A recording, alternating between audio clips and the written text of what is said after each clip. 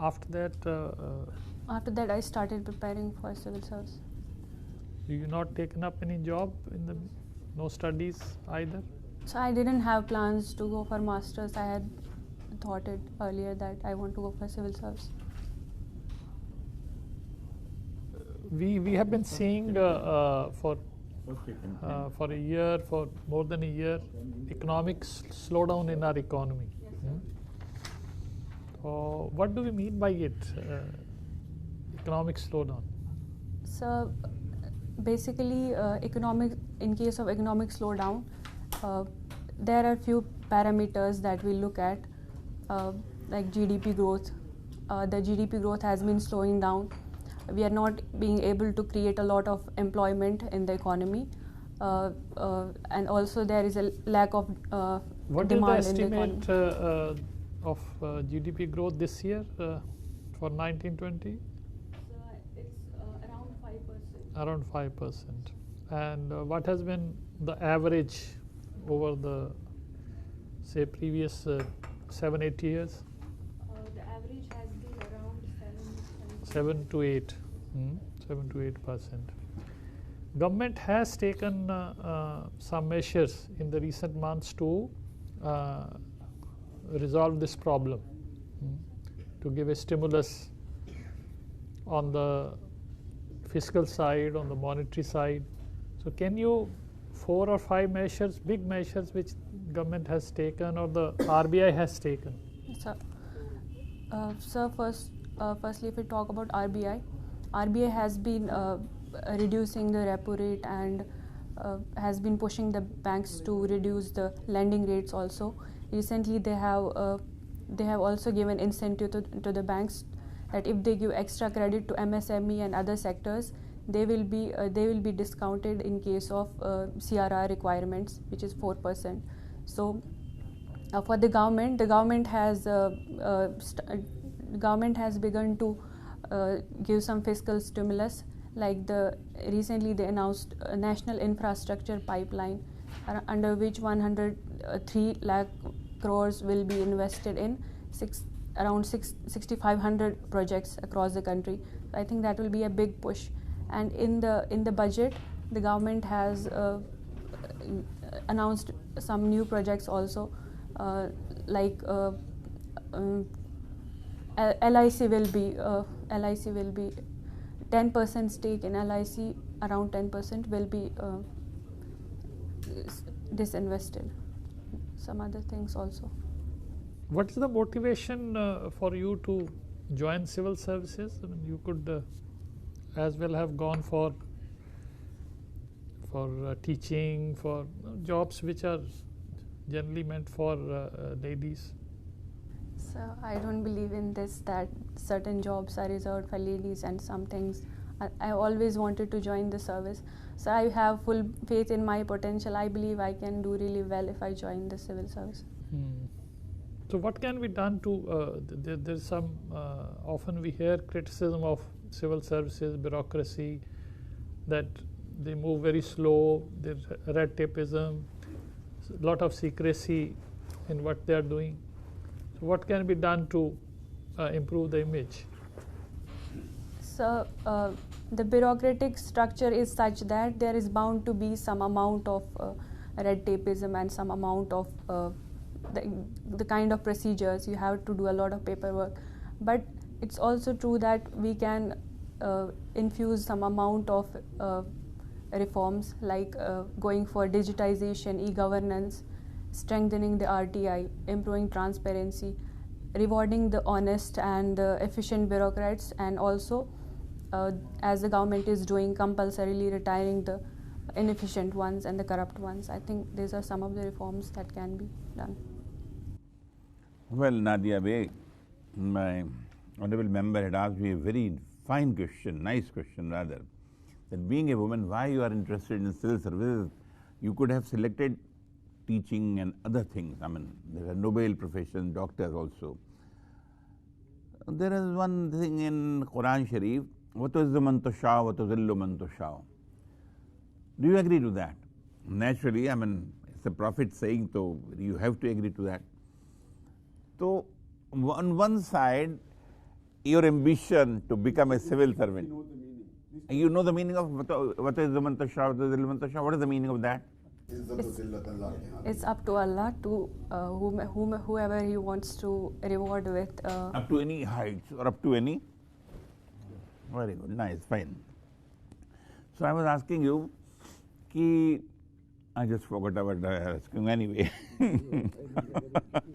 Well, Nadia, there is, similar to your name, very, very similar, yes. There is word Natia. Natia. Natia. I'll give you a tip. Natia Qawwalis. Oh, Natia Qawwalis. Yes, I know. What do you understand by Natia Qawwalis? So it's songs or music in the praise of Prophet Muhammad. Naat. Prophet Muhammad? No, not Prophet Muhammad, but God, Almighty God. So that's hamd. That's hamd. In the praise of Prophet Muhammad, Natia Qawwalis are made. Naat is praise of Prophet Muhammad. Hamd is God.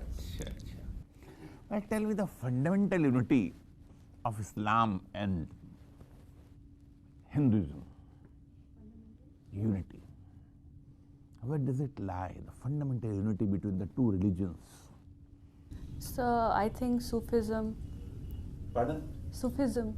Sufism. It's like bringing together of both the faiths. Sufism is a product of a very later India, 16th to 17th century or like that. I am asking about the fundamental unity between the two religions. So both the faiths preach peace and tolerance and Well, I'll elaborate.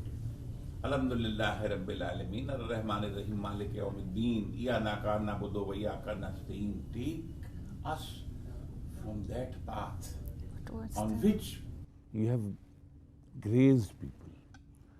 Asato ma sadagamay tamso ma jyotirgamay mrityurma amritam gamay. उस रास्ते से हमें मत ले चल जिस पर तेरा कहर बरपा हुआ.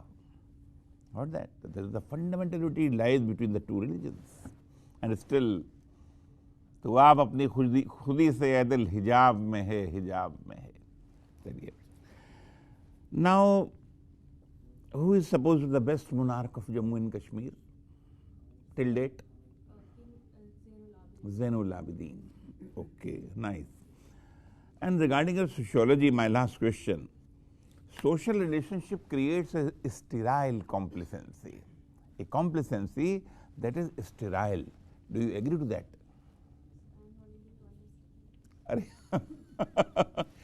I am repeating it. Social relationship creates a sterile complacency. Complacency, you understand? Then what is there in it that you couldn't understand the meaning of this jumla? so I'm not able to understand this sterile complex. Achha, what is your most favorite subject in which we can talk a bit? Urdu Shairi? I'm not. I know few of the shairs. Which shairs do you know? Iqbal. Iqbal. Yes, sir. Allama Iqbal. And? I think you have mentioned right now the Sufism. Recently, we are having a female voice from Pakistan. She is singing Sufi extremely well. Can you name? So I know Hadika Kiani and Abida Parveen. Abida Parveen, yes. Hadika Kiani also sings. Is more popular. Abida Parveen, na? Well, because time is short, otherwise I could have discussed a number of things with you. You have done your honors in economics, no? But you have not taken economics as any particular reason, or sociology is more paying? Not that. So actually, I was not comfortable with microeconomics. So, and also during my sociology you have never studied. So I think as a subsidiary subject in my college, I read sociology. So I found it more interesting. What is this identity politics? So identity politics is basically kind of politics that uses identities based on your religion, caste, ethnicity, or any such identity. Can a person have more than one identity? Yes, sir. We all have more than one identity. For example, how many identities do you carry? So You are a woman, yes, that sir. is one. You are a women, Muslim. as a woman, a Muslim, As a Kashmiri, an Indian, as Indian. Minority. It's You also said, an identity. Muslim, so that Yes, sir, covers that's minority. also. So, is there any conflict between these minorities, these identities? I don't think so. There is a conflict.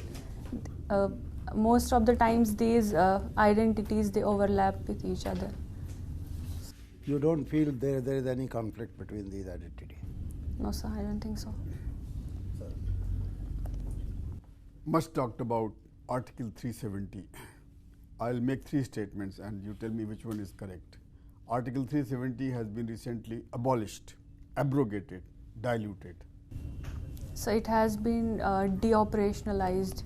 It has not been Which is diluted. closer to the third one, deoperationalized or diluted. Diluted. Yeah. So the But first the two are whole not. Article 370 or some portions of Article 370?